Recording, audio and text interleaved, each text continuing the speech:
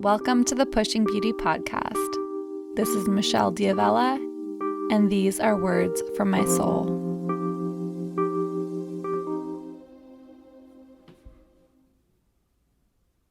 In December of 2016, I was in my family's cabin near upstate New York in a little town called Friendsville, Pennsylvania. I went up there with my dad for a couple of days. We were snowed in, and I decided in the evening to go into my room and do some breath work. And after my session, I pretty much had a complete download of a book that I was meant to write. And I just started to write down some notes, and, the first two chapters kind of just came out as I was typing quickly on my phone. Over the next week or two, I pretty much wrote the full book. It just sort of kind of came through me. And then over the past several months, I've been working on finishing it, doing some editing and revisions, and went through a big stall in the middle, probably around January to February, where I didn't want to look at the book. I didn't want to deal with the book. And my teacher and mentor, David Elliott, reached out to me and suggested that I join his writers group to help me kind of move through some of it. And so I did, and it was the best decision that I made. I don't even know if the book would have been finished if not for him and for the writers group. The book ended up being a tremendous part of my healing process, healing from a devastating breakup that I went through the year before. And just healing in general, healing parts of my soul. And that's what this book ended up becoming. It was more than a story about heartbreak. It became a story about reclaiming the lost parts of myself. So I'm wrapping up the final phases. I'm about to move into the design portion of the book. I'm really excited to sort of send it out into the world soon. And I thought it would be nice to maybe read a couple of the chapters for you. So the book's called The Bright Side of Broken Hearts, The Journey to Reclaiming the Lost Parts of Myself. Dear former love of mine, your absence gave me the opportunity to discover myself, an enormous feat each of us must do alone. This journey spanned the breadth of human emotion, took me through the darkest cavern and into the brightest light. It was a ride I would have never chosen on my own, and it couldn't have been more perfect. What has felt like ages of wrinkled time has brought me to this truth. In every single shard of glass is a Milky Way of love. Your heart may never feel how much I loved you, but I trust that your soul knows. There will always be traces of you in me.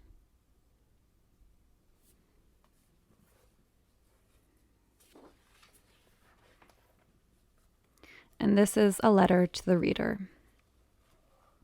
Hi, friend. I'm going to call you friend because we're about to get incredibly close.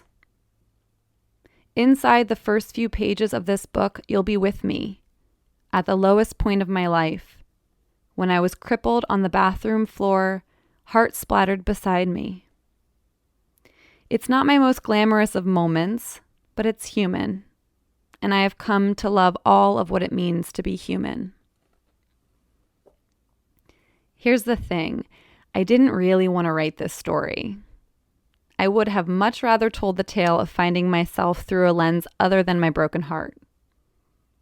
I didn't have much choice, though. My soul pulled me to this story over and over again. Many times I resisted. Often I resented the tears from reliving it. But the truth is that writing this story has been a tremendous part of my healing. It has helped me discover that sometime too early in life, I decided that I wanted to be loved more than I wanted to be me. And I decided that being me was not worth loving. It has also conjured up early childhood memories when I was interested in things no one else around me was interested in.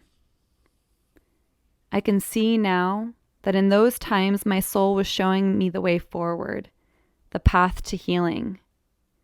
It was saying, go, explore, discover who you are. It took me most of my 33 years to fully sit in the truth that I have been terrified to get to know who I really am. I didn't trust that I could love all of those parts of me, especially the parts I had pushed away. I didn't trust that the universe would support me. But now I know the truth, that there could never be anything I uncover that is not lovable. Heartbreak pulls up all of our deepest fears, all of the beliefs we've tried our best to forget we've accepted as truth. In these pages, you will find my journey through what looks like a broken heart, but turns out to be a dark night of the soul. I didn't know what I was signing up for when I committed to healing, but I knew it was time. You might be feeling the same way now. If so, my greatest hope is that these words will spark in you the courage and desire to walk through your own pain and allow it to transform you. No matter where you find yourself, the truth is you are always loved, deserving of love, and worthy of being here. Introduction. We are stardust. One summer a few years ago, my family and I pulled out old comforters from closets and plopped ourselves under the meteor shower in our backyard. Between sips of red wine, we oohed and ahed as each chunk of rock burst into light and disintegrated. There is beauty in every ending. When time stops. I am like a grieving cow. It may sound pathetic, depending on your recent rumbling with grief and your capacity for empathy, but I envision myself like a pained animal. I once read a true story about a cow whose calf was taken from her womb and shipped out to be sold and slaughtered. She wailed and wailed in the agony of her loss. I've never had a child, but my pain reminds me of hers, the sudden loss of love with no warning. She never saw it coming, and neither did I. Introducing The Magician. I thought blindsiding breakups were for people who didn't pay attention, for people who were somewhat choosing to be blind. Now I know that some people are really good at hiding the truth, even from themselves. The story goes like this. We were in love. We were best friends. We were planning a life together. We were happy, or so it seemed. Apparently, warning signals aren't his style. There was no smoke before he told me he felt like he was disappearing. And then he disappeared. Okay, that's the little taste I'm going to give you. If you're interested in being one of the first to be notified of when my book is launched, you will see a link below this audio or somewhere wherever this is posted. And I'm super grateful to have you here listening to this and hopefully reading the book at some point. Thank you so much.